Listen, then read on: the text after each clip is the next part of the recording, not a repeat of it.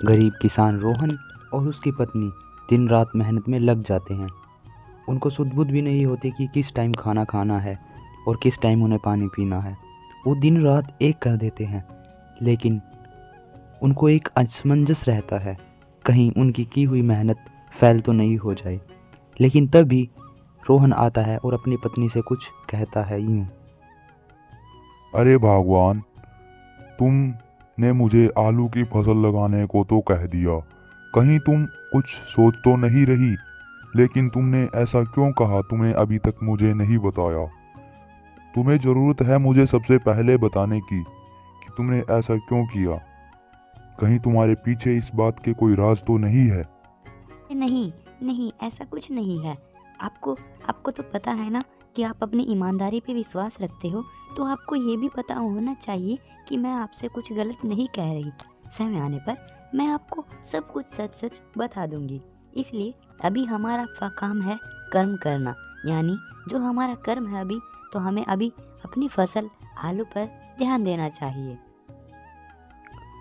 बात तो तुम सही कह रही हो भगवान, अभी हमारा काम है कर्म करना। हमने आलू की फसल लगाई है और अभी हमें इंतज़ार करना चाहिए 2 महीने का, क्योंकि 2 महीने बाद हमारी फसल तैयार हो जाएगी। लेकिन भगवान, मुझे डर है कहीं हमारी फसल खराब ना हो जाए।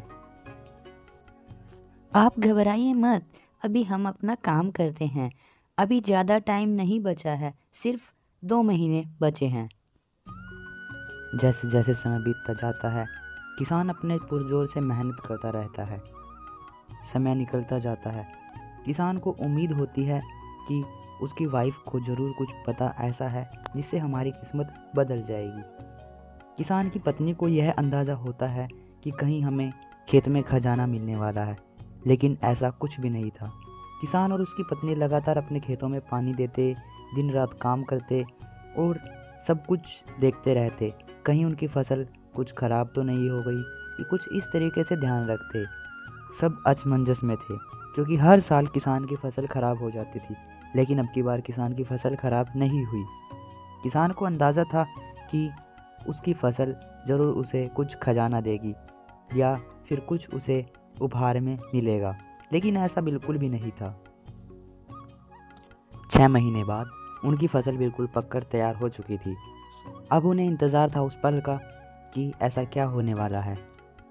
दोनों, रोहन और उसकी पत्नी, एक दिन खेत में बैठ के फसल को निहार रहे थे। सोच रहे थे कि अब इस फसल को क्या किया जाए, बाज़ार में बेचा जाए या नहीं। इसी पर सोहन की पत्नी सोहन को कुछ कहती है। सुनिए जी, अभी हमारी फसल तो तैयार हो चुकी है, अभी हमें क्या करना चाहिए?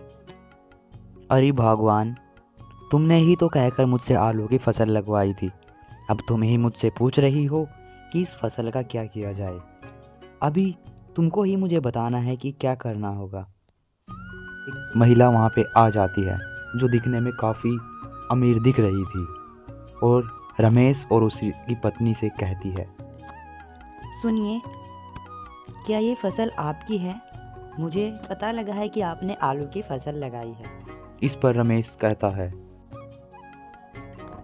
जी हाँ, ये फसल मेरी ही है। वैसे मैं जान सकता हूँ आप ये सब क्यों पूछ रहे हो? वो मुझे किसी गांव वाले ने बताया है कि पूरे गांव में सिर्फ आपने ही आलू की फसल लगाई है। देखिए, मैं पास के शहर से आई हूँ और मुझे ये सारी फसल आपकी खरीदनी है। क्या आप इसे बेचना चाहते हैं? जैसा कि मुझे पता है आप इसे बेचना चाहते हो, तो मैं इसके 2 गुने रेट देने को तैयार हूँ। जी हाँ, मुझे ये फसल बेचनी तो है। और आप वैसे इसके कितना दाम देना चाहोगे? जैसा आपने बताया 2 गुना दोगे, क्या आप अपनी बात से मुकर तो नहीं जाओगे? चलो कोई बात नहीं, मैं ये फसल आपको देने को तैयार हूँ। आप अपना गाड़ी मंगाइए और मुझे पैसे देकर आप अपनी फसल ले जाइए। अरे भगवान, ऐसा तो पहली बार हुआ है कि कोई हमारी फसल को हमारे खेत में उखाड़ने से पहले ही आ गया लेने, वरना हमारी फसल तो हर साल बर्बाद हो जाती थी। अजी, आपको पता है आज मैं आपको वो रहस्य बता ही देती हूँ। अब मुझे सब समझ आ गया। जो उस नीम के नीचे आप हर रोज़ जाकर मन्नत मांगते थे, जो पहले हमारे आंगन का देवता था, उस सब को हम समझ ही नहीं पाए। दरअसल होली वाले दिन की बात है और मैं कुछ अपनी मन्नतें मांग रही थी अपने देवता से, पेड़ से, और उन्होंने ही मुझे बताया कि आप आलू की फसल लगाइए। सारी कहानी जानने के बाद रोहन और उसकी पत्नी बहुत खुश होते हैं। रोहन की पत्नी सारी कहानी अपने पति रोहन को बता देती है और उसके बाद उनकी सारी फसल बिक जाती है। वो अब अच्छे से समझ रहे थे कि मेहनत का फल बहुत ही मीठा होता है। उनका खजाना उनकी फसल में ही छिपा हुआ था। इस तरीके से रोहन की सारी फसल बिक जाती है और शहर में चली जाती है और रोहन अपना एक अच्छा जीवन व्यतीत करता है। अगर आपको स्टोरी पसंद आई है तो चैनल को सब्सक्राइब करो और मिलते हैं आपको एक नई स्टोरी में। तब तक के लिए इस नीचे बेल आइकन को भी दबा लीजिए ताकि आपको सबसे पहले और भी रमेश जैसी स्टोरी और रोहन जैसी स्टोरी समय पर मिलती रहे।